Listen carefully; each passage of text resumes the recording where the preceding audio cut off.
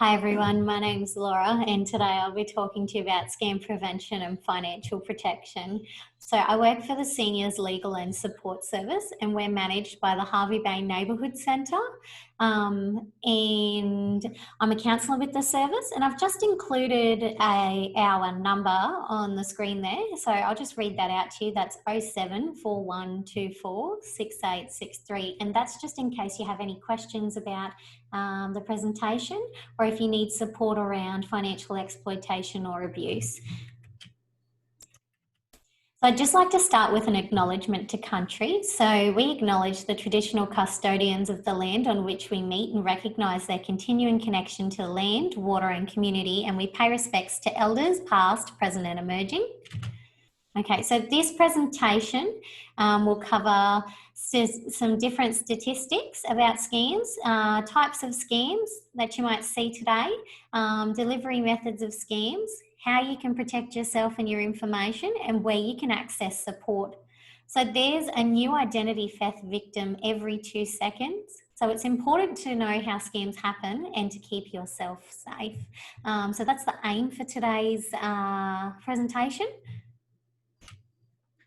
Okay, so this graph you see here is the amount of money that Australians have lost between January and April.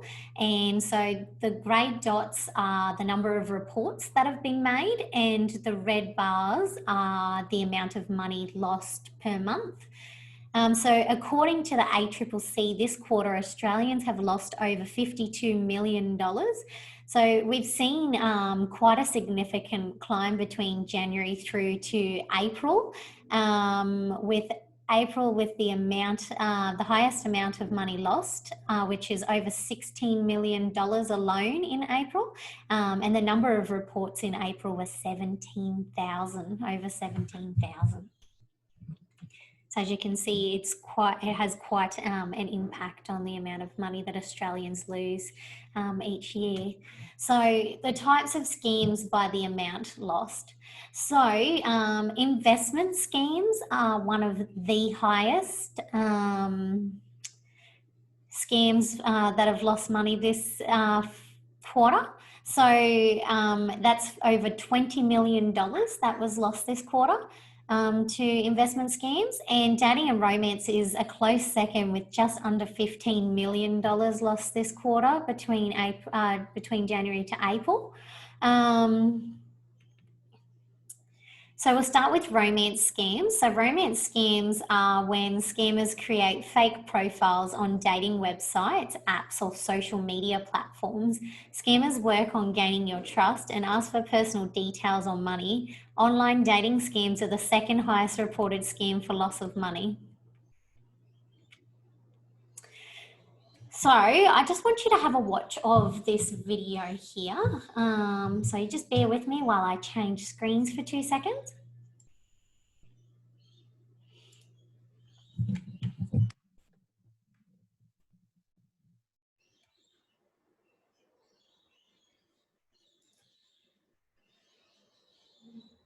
In the consumer justice system, the people are protected by two separate but equally important groups, the ACCC and their elite scam prevention unit, the ACCC. These are their stories.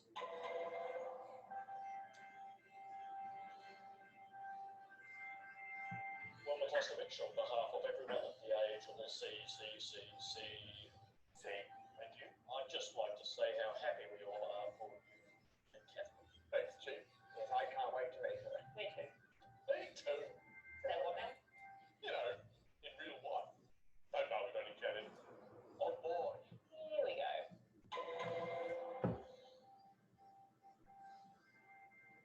She'll be here, I send her money for the flights. It's...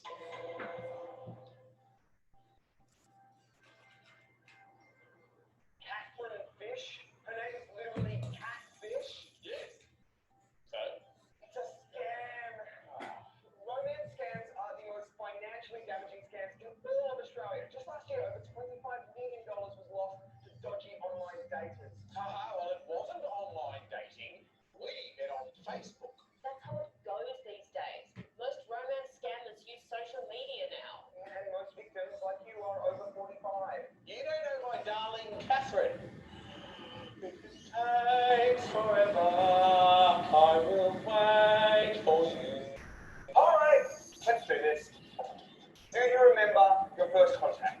was only a worryingly short time ago. It's all on our board of memories. So she contacted you out of the blue. It's so impulsive like that. Very quickly expressed strong feelings for you, maybe even offered to relocate from another state. I just assumed she liked what she saw in my profile picture. This one, the one where you fit 83 grapes in your mouth. 84. It was an officer report. And then she asked you for money. Now, what was that for? Emergency medical expenses, maybe your business was in strife, did you get mugged? Yes. Which one? All of them. She had a rough morning. What? We had a connection. She even asked me to send her an intimate video. Tell me you didn't.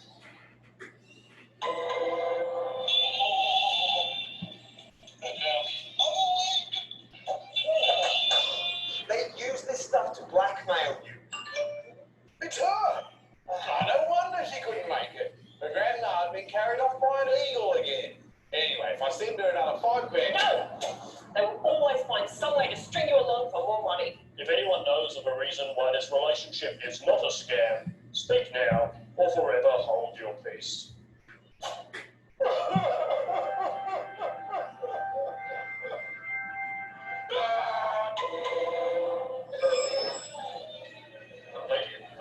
We are gathered here today to celebrate love. And while everything Microscovich held dear turned out to be a lie,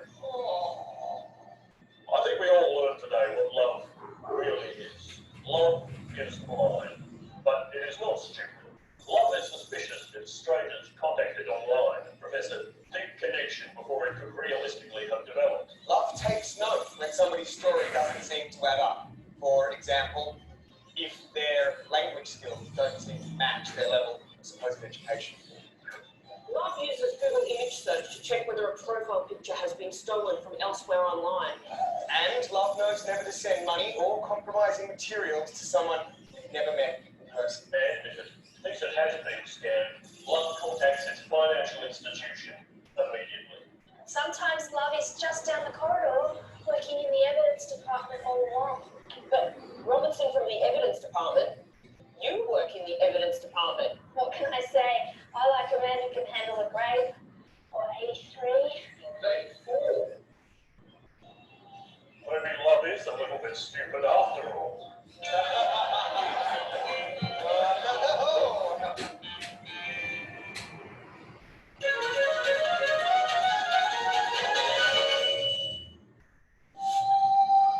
Okay. Thank you for that, guys. So just bear with me while I change back.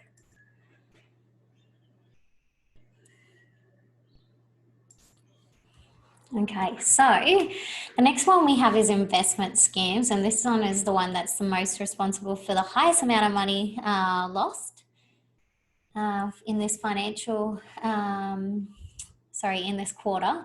So we have investment scams come in forms of opportunities for high return, often beginning as an email or a phone call. Investment scams can be offers for early access to superannuation, often through a self-managed super fund with a fee, where generally fees are high, leaving you with nothing or very little. The next one we have is threats to life, arrest, or other. Scammers will demand money or personal details and threaten if you do not cooperate. Scammers may pretend to be from Australian Taxation Office and state if you do not confirm details or pay amount owing that you will be charged with fraud. Okay, so another one that we see is online shopping scams. Scammers create fake retail websites for you to purchase goods or services from, and in turn take your money and personal details. So scammers might create fake advertisements such as used cars or rental properties at a cheap price. So we always recommend not to enter your credit card details or any personal details onto a website that doesn't have the green lock at the top, because that generally means that it's not a safe website, or if it's a website that you're not familiar with. So false billing is another one that we see. So scammers imitate companies such as gas, electricity, Telstra, Optus and ATO, sending you or your business a bill in order to obtain your personal and financial details. So it's important to read and check to make sure the address, the company name and the phone numbers are all correct. So sometimes they might pretend to be ergon, but the information that they put on there's maybe a letter different, or the address is different. So it's always important to double check the details and make sure. So you can also safeguard yourself by paying bills at the post office. Okay, so remote access is another one that we see. So scammers will try to convince you that you have a problem with your computer or internet, that you need to give them remote access or buy a product to fix the issue. So scammers pretend that they're from the NBN, Telstra, Microsoft, and often state that your service will stop if you do not follow the instructions for them to be able to access your computer. So Telstra or the NBN, they'll never call you and tell you they're going to cut off your service if you don't let them remote into your computer. If they have an issue, they may call you into the shop, or they will attend your property in person to try and fix the issue. Okay, classified schemes is another one that we see. So classified schemes trick online shoppers on classified websites into thinking they're dealing with a legitimate contact, but it's actually a scammer. So the scammer may advertise a job to get you to give them your personal details. So we've seen this before on Facebook, where they'll advertise job and it's not actually real, and they just want to get your personal details. So we always recommend, if you don't recognize the business, or the ad does not, like it appears to be too good to be true, we always recommend that you don't give your personal details. Okay, so the next one that we have here is hacking. So hacking is when scammers use malware or ransomware to gain access to your personal information by breaking into your computer, mobile device, or network. So malware tricks you into installing software that allows scammers to access your files and track what you're doing, while ransomware demands payment to unlock your computer or files. So if you do find that you fall victim to this, don't enter any of your personal details in, and take it to somebody to have a look, like someone from a computer place, and be sure to have all your, I guess, important documents in a safe place, and password protected, and make sure they're strong passwords. Okay, another one that we see is identity theft. So identity theft is a type of fraud that involves using someone else's identity to steal money or to gain other benefits. So scammers may use phishing, hacking, remote access, malware and ransomware, fake online profiles, or document theft to gain your details. And they may, I guess, use your information and your bank details to purchase products, or to access your finances, or to sell to other people. So inheritance schemes. Scammers pose as a lawyer, a banker, or other foreign official, making false promises that you can claim a large inheritance from a distant relative to trick you into parting with your money or sharing your bank or credit card details. So this would generally, we see this come in an email, and people are... they're expecting you to reply with your personal details, so that you can have the money put in your account. See, but a lawyer will never ask you for your personal details. So they will always chat with you in person. So we always recommend, if you don't know the email, do not respond. But if you're unsure, to ask somebody to have a look at it for advice. Okay, so another one that we see is the unexpected prize or lottery scam. So this is generally where scammers will send you a text message promising you a mobile phone or money or a holiday, by asking you to follow a link or provide some personal details so you can claim your prize. Okay. And then, so what I want you to do now is just bear with me for a second while I show you another video about an unexpected prize scam.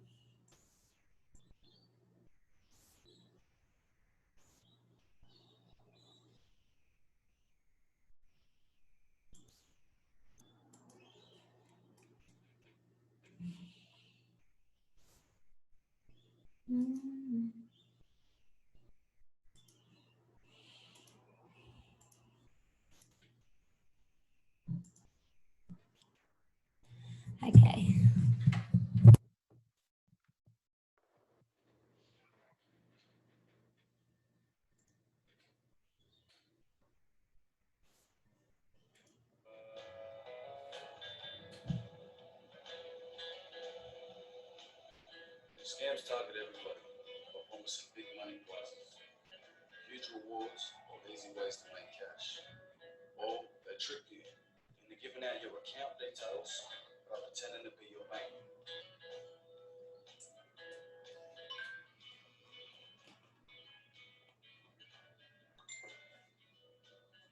Congratulations. Your number has been drawn and you're our lucky winner. To claim your prize of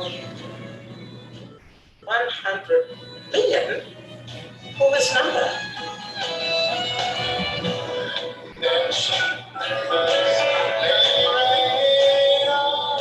Congratulations, your number's been drawn in our 10-year anniversary competition. You've won the jackpot. That's deadly. But I don't remember entering any competition. Your prize is the big one.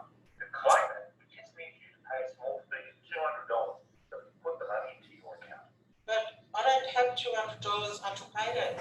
That's okay. Just give me your bank details now and we'll take the money from your account later. Have you got those details with you?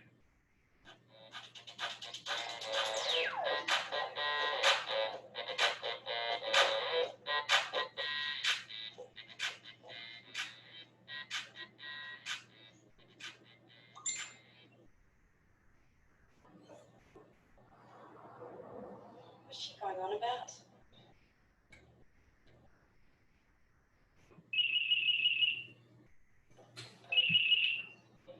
What's going on, Mum? I just got a text message and said that I'd won millions. So I rang and they said I just had to give them $200 to claim the prize. Mum! Then fake them lottery people. They're just trying to get bank info so they can steal your money. I know, my girl. I didn't know who that guy was, and I wasn't going to give him all of my private information. I just need your bank details and account number so I can get you your prize money. I don't know who you are or how you got my number. I'm not giving you those details. Scams can target anyone, so think about who's asking you for money or your personal information. Warn your family and friends so they don't get caught out. If you think it's a scam, don't respond. Hang up the phone or delete the email or the text messages. Report scams to the ACCC.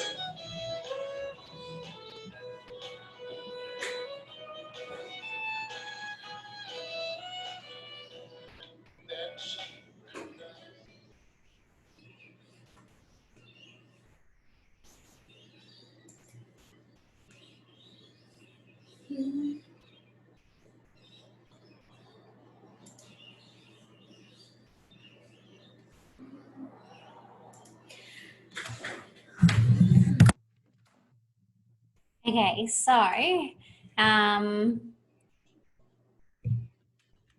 here we just have some different ways that people are being scammed.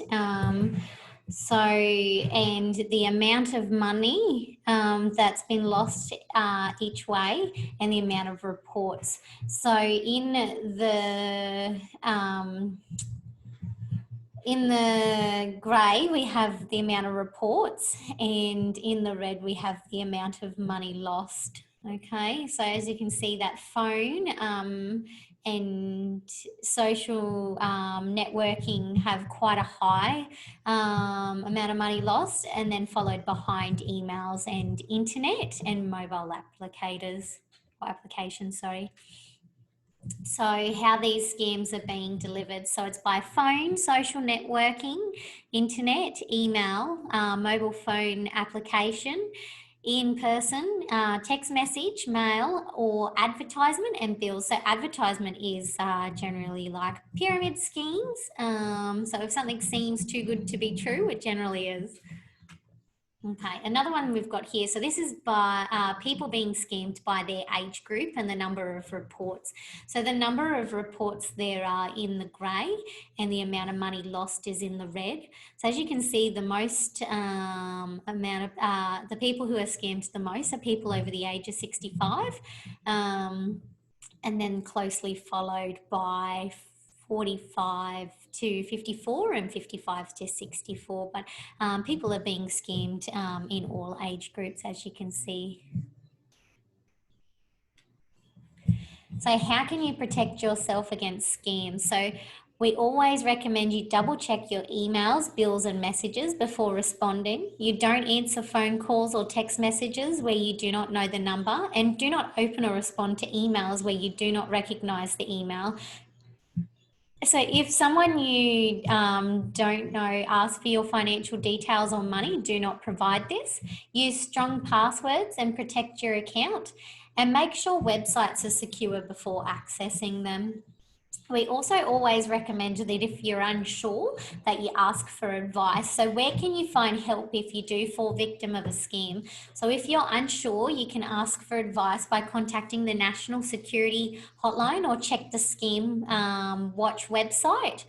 So we've got the number there on the screen for the National Security Hotline and the website for the Australian Competition and Consumer Commission, which is www.scamwatch.gov.au, and we always recommend, if something doesn't add up, that you speak up. And then here we just have some references of the website that we used for the presentation, and that brings our presentation to an end. So thank you for taking the time to view this presentation, and if you have some feedback, please feel free to provide that as well.